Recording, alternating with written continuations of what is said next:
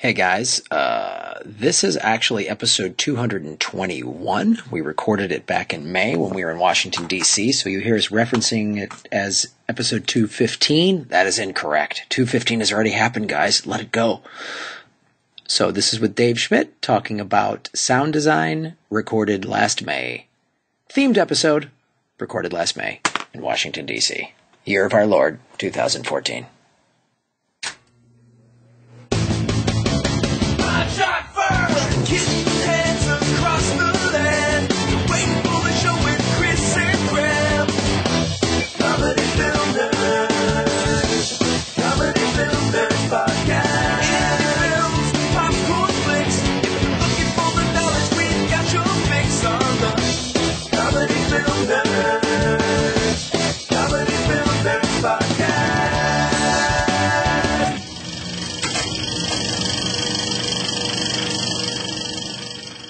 Hello, everybody, and welcome to the Comedy Film Nerds podcast on the road. Road show! Yeah, it's pretty exciting. It really is. It's our first day of shooting in D.C. Second day. Yeah, well, I don't want to use the word disaster, but we had some issues. Yeah, we had some issues. It was all right. First of all, this is episode 215. Yes. My name is Graham Elwood. I'm Chris Mancini. Welcome. Welcome. We're going to be talking about sound design in movies today, but also we're going to be giving a little EarBuds update. EarBuds update, and this is a very EarBuds-centric show, mainly because the entire crew is filming this. Yes, at this very moment. I told them not to, and they refused to turn off their cameras. They're weirdos. So they all have YouTube channels. They all have YouTube channels and uteruses. Yeah.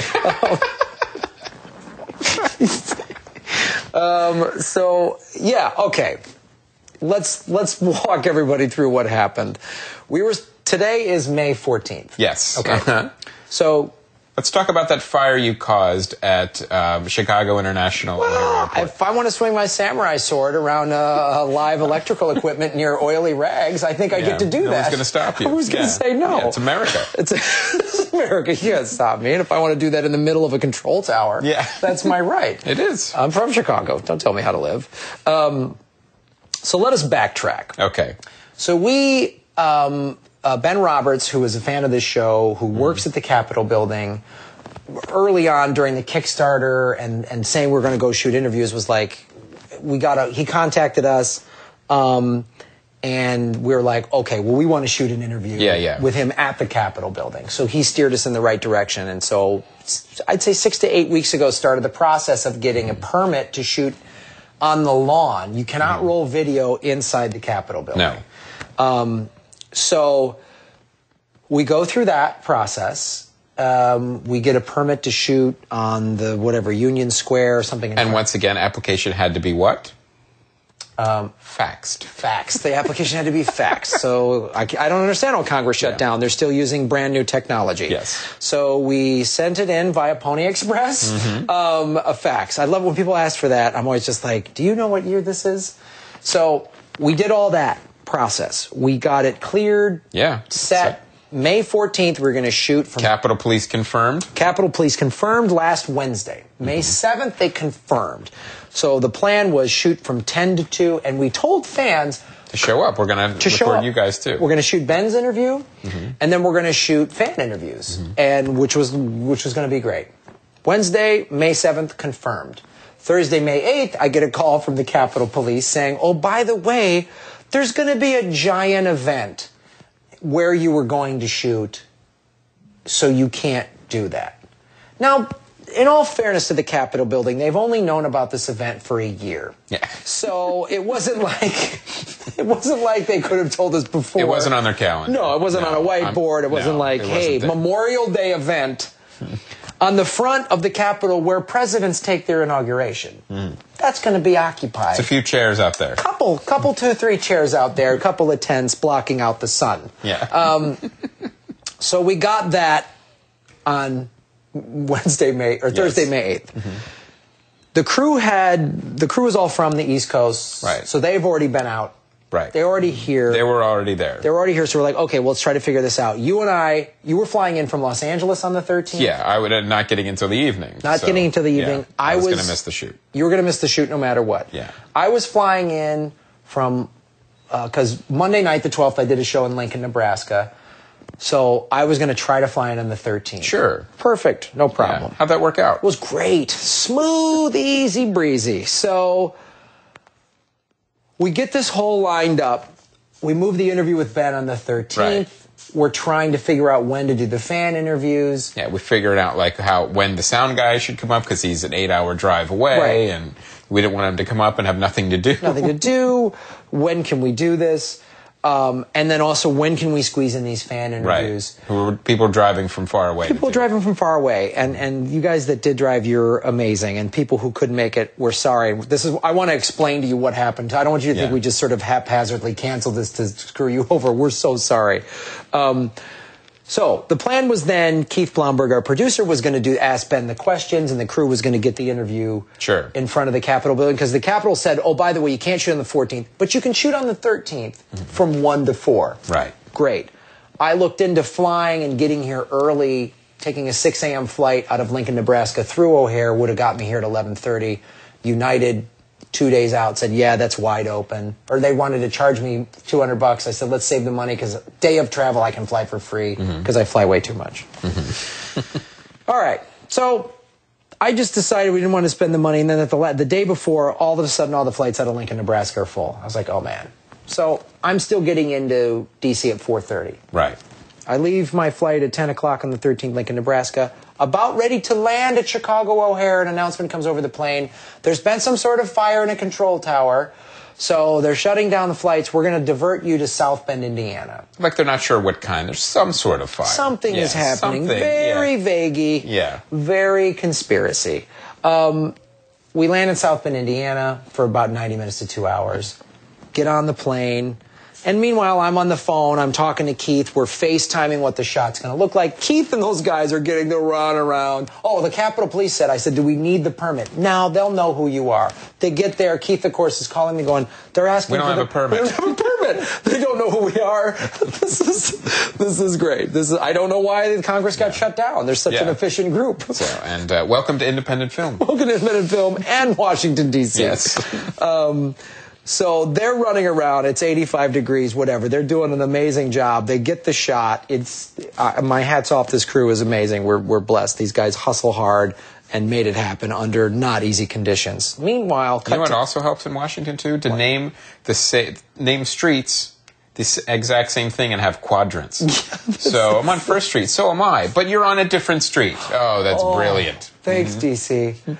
Thanks. Like, people from Boston must come here and go, wow, this is a fucked up layout. People from New Jersey, they should put traffic circles in here. That would make things much better. It's so much better. The roundabout. Yeah. So efficient.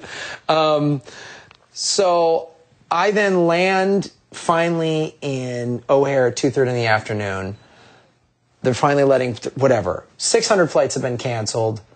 So then they tell me, you're not getting on a flight till about 5 in the afternoon or whatever. You're going to get in about 8 or 9. I'm like, okay, fine. They keep pushing it back. I will say remarkably calm on the phone calls. Because what would I do? You know what I mean? I've traveled so much that when stuff like this happens, there's nothing to get mad at. O'Hare was shut down. We're done. It doesn't matter. So we get there, move it back, blah, blah, blah. Anyway, I finally get on a plane 8 o'clock at night. And I travel 100,000 miles a year. I've been flying a lot for 20 years. They said something I have never heard in my life. We get on the plane, we're ready to go. Like, oh, it's been a long day, and I'm not mad. I'm like, whatever. This is. I'm fine. They say we filled the plane up with too much fuel, so it's too heavy to land at Washington. And we're going to have to drive it. We're going to have to. I would have accepted that answer.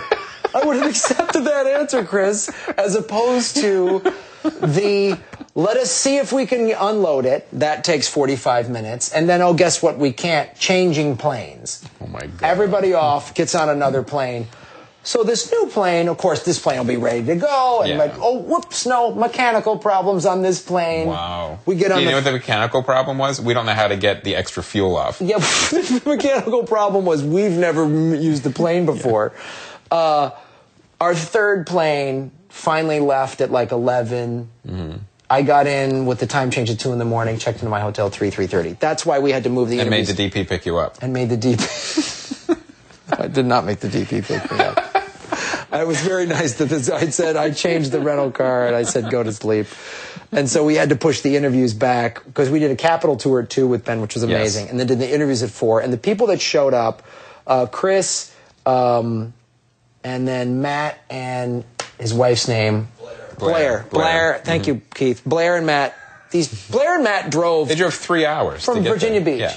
And we're walking down. I was so glad we found them too, because it's we're in the giant mall at the between the Capitol and the. Then there's thousands of people. There's a graduation being set up. Yeah, and the Washington Monument. So we knew like where to kind of meet them. Like, and as soon as I said, "Oh, Palm Strike and Bane shirt," yeah, they're wearing Palm Strike. I knew immediately. All right, that's them. These are podcast fans. And it was only Jesse and I, as one of the other camera guys. So we're like, well, how do we get this equipment from the curb over there? So we had them watch the equipment while we finished setting up. Podcast fans have helped this movie in so many ways. In so many ways. So we got that interview. These interviews were great. And then we just interviewed your friend Chris. Who's a Freakonomics fan and had some really cool about what she wants to. She works as a government contractor, and her ideas of using podcasts for education, like that came up today a lot. It did, yeah. In these interviews, which like I've learned so much about podcasting from interviewing all these people. Yeah. So it's great. And tomorrow we go to Baltimore to interview Paige Branson, who's an artist who has sent us some art. And then we go to Philly. Yeah, and then New York. Then New York. And then Chicago. Milwaukee. And then we're home for 4 days. And then we go to China. Wouldn't it be cool if we went to China? We're going to Shanghai. Isn't Shanghai and Tokyo the same thing? Australia and Japan. Yeah. Hong Kong, Australia. So we're going... Now we're going to the studio to get a picture of Godzilla because there was a giant statue. Of course we are. Of course we are.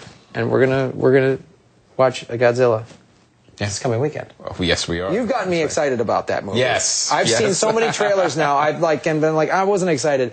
You've got me fired up for it. I've watched so many trailers. All right, so enough of the blah blah blah with the earbuds. But you guys have been so awesome. Everyone that's been helping us out has been. Yeah, we want to thank you guys again. It's going to be an amazing movie. Has been tremendous. So let's introduce our guest. Should we? No? Go ahead. Cut now and then break this down and... Let's get a little bit of banter. Yeah, because we're going to Dave in here. Okay, all right. So we're going to introduce our guest. Now, this is someone I've known since 4th grade, and he has done the sound on every single one of my motion pictures. From one that we did on claymation when we were in middle school called Another Blob Movie, all the way through all my shorts on Myopic Visions to your film, Laffghanistan. He is a miracle worker. Yes. I did not make his job easy on Laffghanistan. We'll get into that. And I think he's one of the best sound designers around. And ladies and gentlemen, Dave Schmidt. Is my mic on? I don't know. Sound guy. You're the guy. You better turn your own mic on, dude. If I'm in the thing, can I be doing this thing as well as when I'm in the thing? You do whatever you want, do both Dave. at the same time? Yep, yes. Absolutely. You can do both. Thanks for having me on this. I don't know where to look or who to talk to. I can talk to Chris. It doesn't matter. Right behind you. The other Chris. This is audio. Oh. So don't the guys shooting this will be all B-roll. It's audio, so it's not important. Yeah. I didn't say that. I've heard that my whole career. These sound guys are so sensitive. Yeah. They hear everything. Yeah. I don't matter. When we were shooting in here, Dave heard the neighbor's refrigerator. What? I was like, there's not much we can do about that. Sound guys have ears that, like dogs. Yeah. Well, the problem is trying to hear those things when the director is talking to the talent and the grips are dropping C-stands and, the gels are rustling. The only time it's quiet is when they say, roll camera. Well, at that point, they get really mad when you say, oh, wait a minute. There's a noise issue. Why didn't you do something about it before? Because I couldn't hear it before. You're busy dropping C-stands. Because they're busy dropping C-stands. Now, this is one question that comes up a lot when we have Academy Awards episodes. So I want Dave to explain this as a sound designer. Now, as you know, there are 2 different sound categories for Academy Awards. There is sound editing and sound mixing. Now, as a sound guy, you give us your definition of the difference. Well, what's interesting is I worked in D.C. for a long time, and now my company's based in Nashville, North Carolina, and I went out to L.A. to see about getting a job, and interviewed with a bunch of different people. I got offered then, we decided we didn't want to live where we ground might open up and we might fall in and die. It's okay for you, but we decided not. Yeah. Appreciate it. But they said, are you an editor, or are you a mixer? And I do both. And they're like, well, you can't be both. You're either an editor or a mixer. And it's really strange for me that there are guys that they cut all the sound effects. They might record the sound effects. They might compile them. They might layer them, edit them, do all the fades, create all the sounds, and they lay them up on all different tracks. And then when all that's done, it goes into the big mixing studio, you see, with the big thing, and there's the guys with the faders and the board, and there's usually just somebody doing dialogue, another one doing maybe music, and the other one doing sound effects. So that's the mixing portion, where they're just setting all the levels and making sure everything sounds all mixed together like they didn't do anything.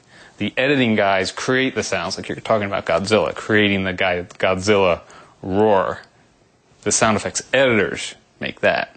Then the mixers just make it sound like it came out of his mouth in the middle of either a city, or it's going to sound different if it happens on the side of a mountain. So then, in essence, like with the mixing, let's use the Godzilla as an example. So they're mixing in the sound of Godzilla, whatever, the helicopters, the screaming, the car noises, they're mixing that all in to seem authentic. And they're deciding which levels each sound needs to be. Right. Every one of those sounds was created by an editor somewhere. And it could be a team. It could be 5. It could be 10. And then the mixers just put them all together.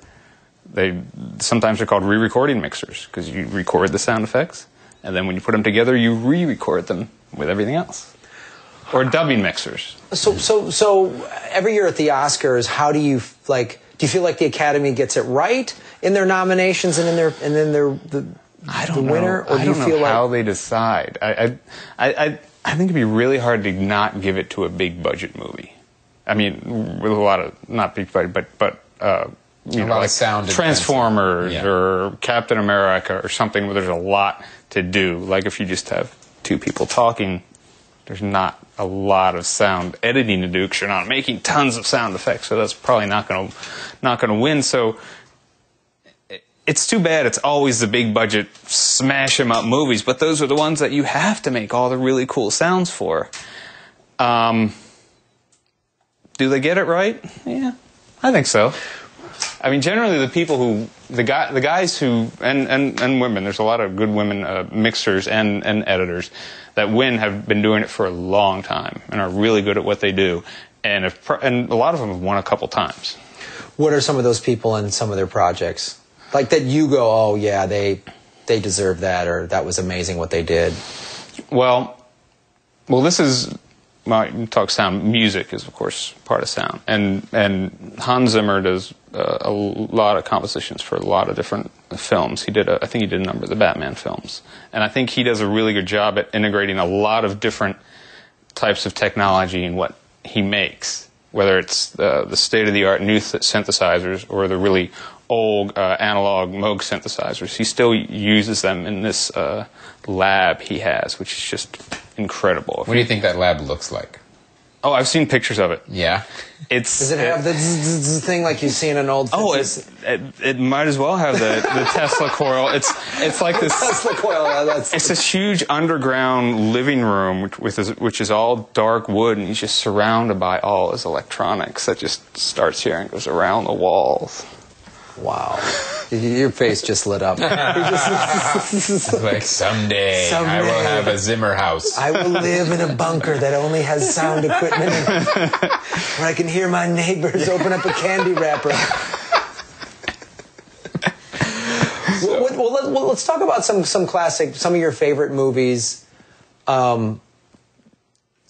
For whatever reasons, but also that you're like, oh man, the sound on this movie I really liked. Yeah, well, one of the first ones you ever get is Apocalypse Now. That was really the term sound designer came from.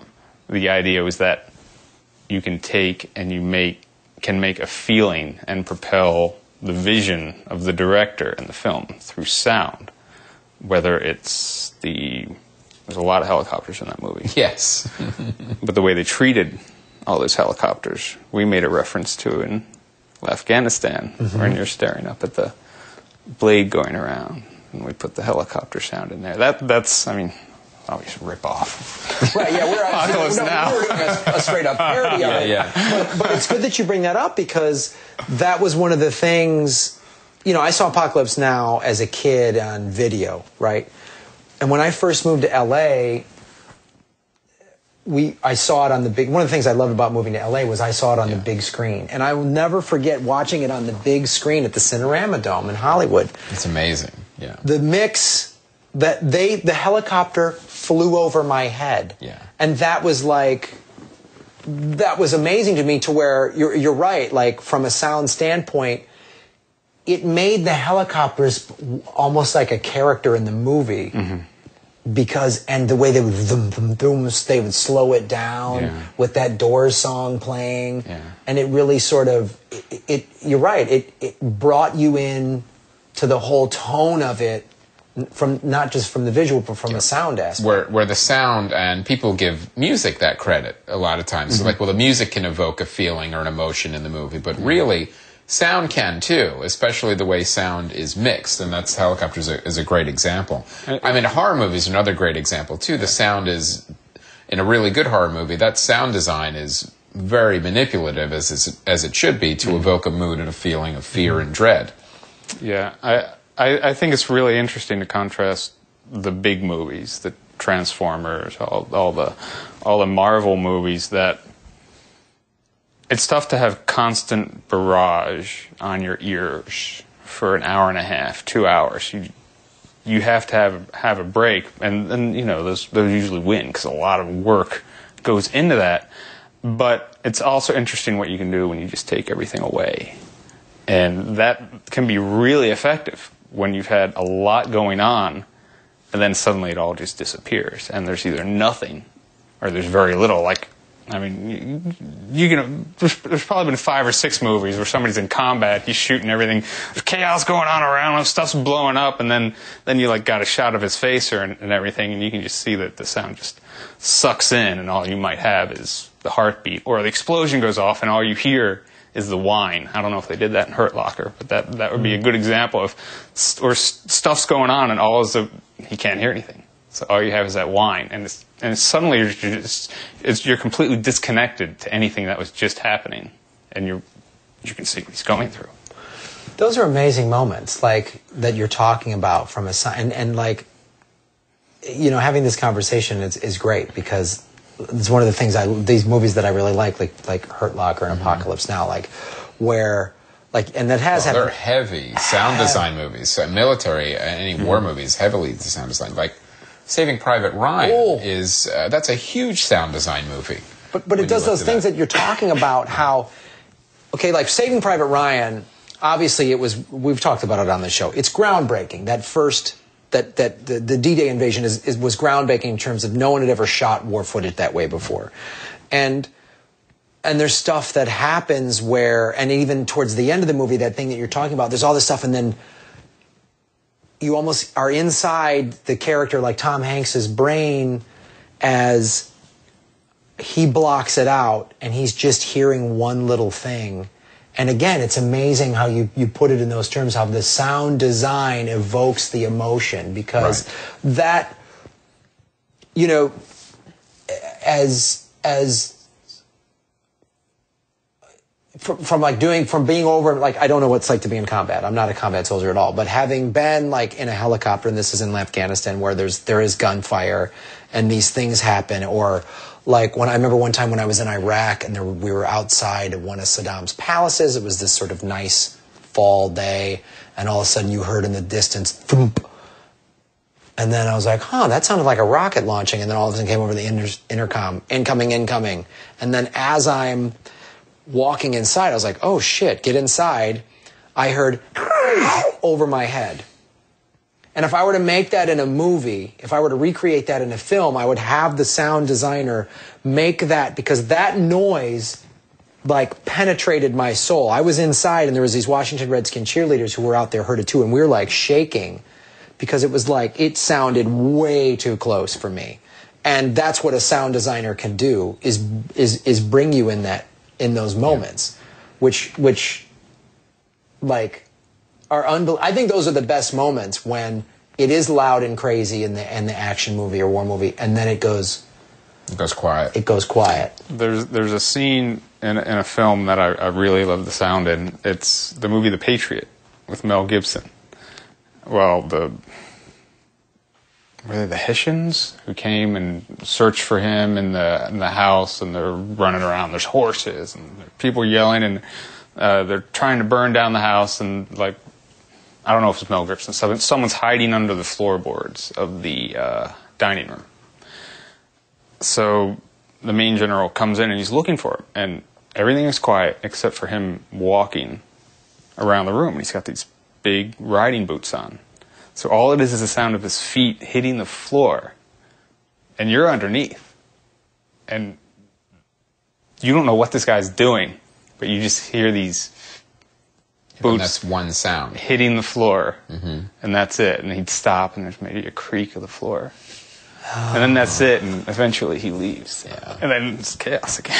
All right, well, why don't we take a break here? So they wanted to wrap up. Yeah, we got to break the crew. We're going to take a quick break, guys, and we'll be right back with more sound design. Okay, so... Oh, I was just going to say one thing that brought me to talking about sound design is a type of movie that doesn't always get credit, and that's animated movies. Because it's all sound design. There's nothing that's created with animation. You're literally starting from scratch. And there's some amazing sound design in animated movies. Like even WALL-E was fantastic. The way everything mixes together. But WALL-E was a good example of Ben Burtt doing the first 20 minutes of that. Doesn't have anything except sound effects. Right. It doesn't have any dialogue. Of course, he's not really talking. It doesn't have any music. It doesn't have anything except him going around on this planet. So all you have is sound design. Yeah. You know, since there is no music and no dialogue. Mm-hmm. That's amazing. I hadn't thought of that. Yeah. You know what I mean? I had never thought of that until we're talking about this now. Yep. I mean, obviously it makes sense, but... And he did such a great job making that character so human. He did so many good voice affectations of this computer, beeps and bloops, which of course go back to R2-D2, being able to make that character look right, but not he made like those a trash emotional can. Reactions. And he made this character where you feel for him. He feels lonely. How do you make a robot feel lonely with no dialogue and no music? It was awesome.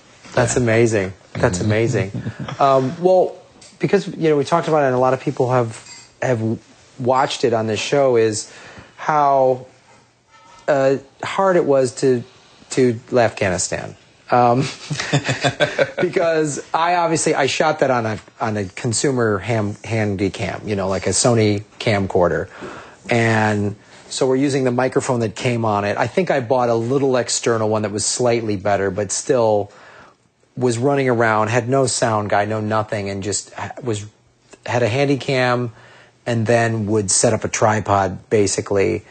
And I remember, when we had it with the editors, and the editor was like, man, there's some of this dialogue we just can't hear, or there's all, war zones are crazy loud, there's all this loud equipment. And Chris, you were the one who goes, you need to take this to my friend Dave Schmidt. And I was like, I don't know, he lives in North Carolina, how's this? And you're like, no, he will really do things. Trust me. You were like, trust me. I was like, okay. And it was like, go into some detail for people listening, what it's like working on a project like that that's really hard. Like I didn't make it easy for you at all. Well, it's interesting of how much perspective sound gets from the picture. When it's completely removed from the picture, any little sound, you wonder what it is. But once you get a picture, some of that gets excused. Like you talk about you're talking in the desert, and there's rockets going over, or a truck going by, or wind and sand. So, yeah, some of the sound was bad from that, but being able to see what's going on around it sometimes helps excuse some of those sounds. Now, it's not always that way, and for the stuff that was really down deep where there's just too much, there's just some tools I have, and every sound mixer has, to try to dig out the frequencies that you want to hear and get rid of all the frequencies you don't want to hear. So it's a matter of, okay, this frequency is important to the human voice, and these frequencies aren't. This is some stuff that we can remove with other software and tools I have. So you have robot help.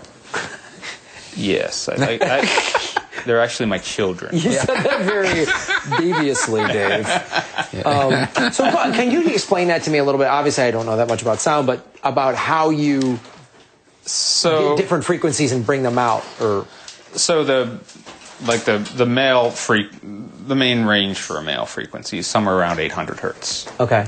And the frequency spectrum we hear is about 20 hertz to 20,000 hertz. So anything below about 100 hertz, it doesn't matter for the human voice. Almost nobody has a lot of information down there unless you're James Earl Jones or something like that. And consequently, there's not much in the human voice over 10,000 hertz.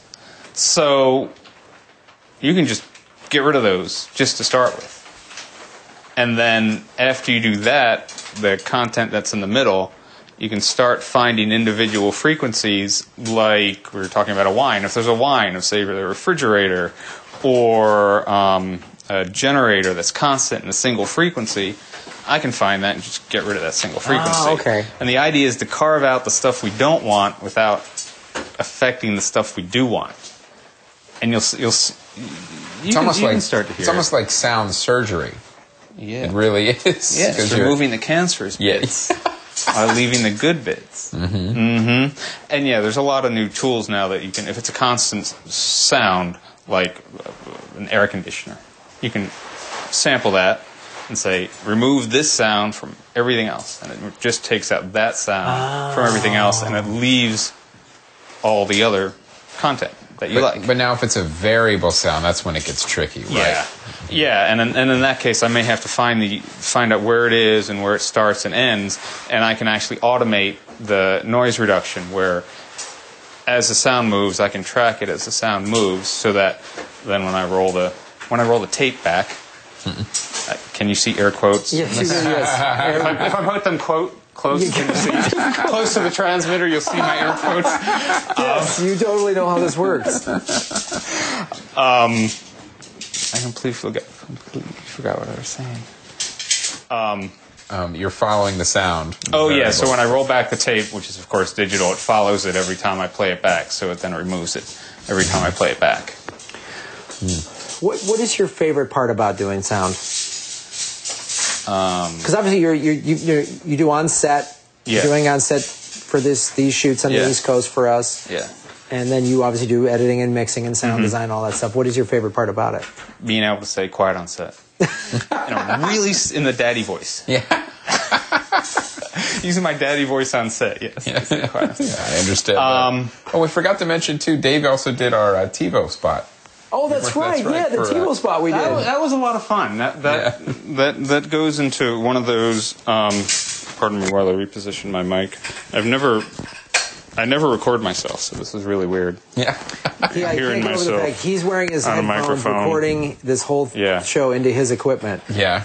That was really fun, because that was one of those where there's nothing. It was like an animated thing. It was totally blank, and you have these sci-fi things which are fun because who knows what it sounds like? You can make it sound like anything you want it to sound.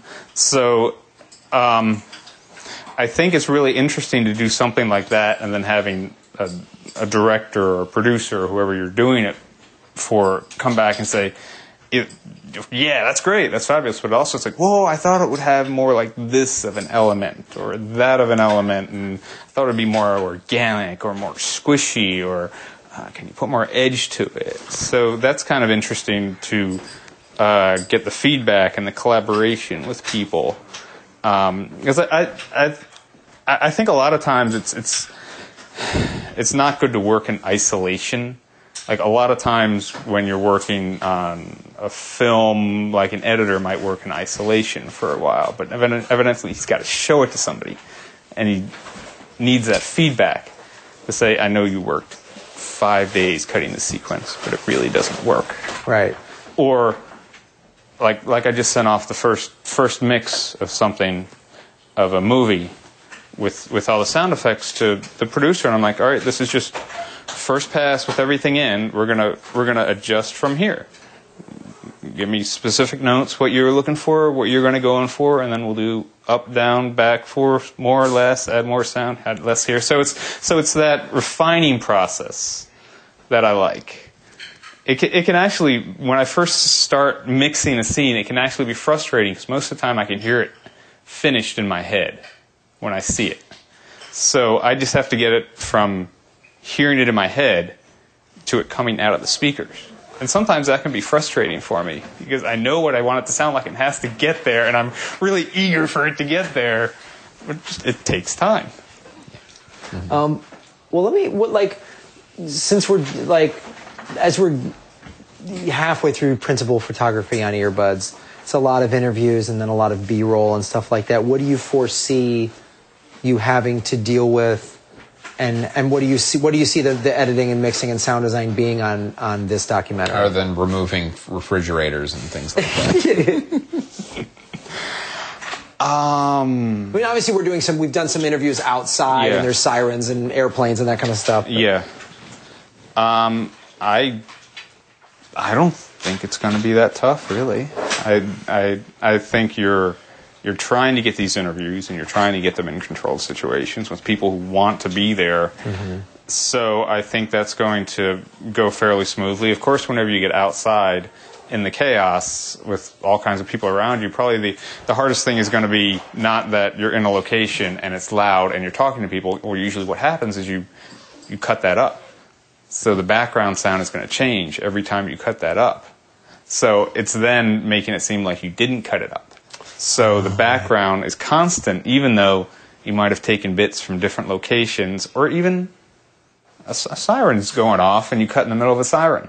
Well, it's obvious the cut was made there because the siren suddenly disappears. Mm-hmm. So how to make all that background smooth out so you don't notice it. It's the opposite of getting an award for doing really good sound design, is having the sound design not be heard at all.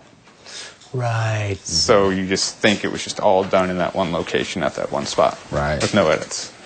Wow, that's awesome, man. Yeah. I'm learning a lot from this episode. Yep. Well, that's so cool, man. Anything else? We'll do your favorite sound design movies. Just one or two. Where you watched that movie and went, you know what, that was some amazing sound design. Well, I really like the beginning of Wall-E. Yeah, of course, yeah. Couldn't agree more. I think there's some iconic sounds out there, and I know it's dialogue, but in 2001, there's the robot doing, "Stop, Dave." Yeah. Dave. And the way it was delivered, and the way it's so just disembodied. And it's all sound. In his head. Yeah. And they also it was such a great, I don't know, maybe you can call it collaboration between the visual, just the tight zoom in of the HAL. Mm-hmm. Oh yeah, just the light. The light, this light, and then that voice. What are you doing? Like those together were so like. And your name's Dave. That's the other reason why you like it. You like a robot talking to you. In your Hans Zimmer. But yeah, that was a really cool thing. Yeah. And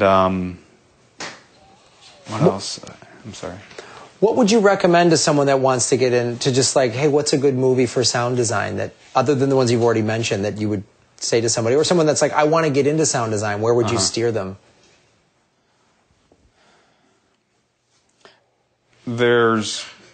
I think it's on the Two Towers of Lord of the Rings. There's an extra where they do the battle at Helm's Deep, and they have it in 8 or 9 different videos. You can play one after another. Mm-hmm. And they isolate the different parts of the sound design. You can play it all at once. Then you can play just the metal and the clanking sounds. Then you can just isolate the flying sounds, the arrows.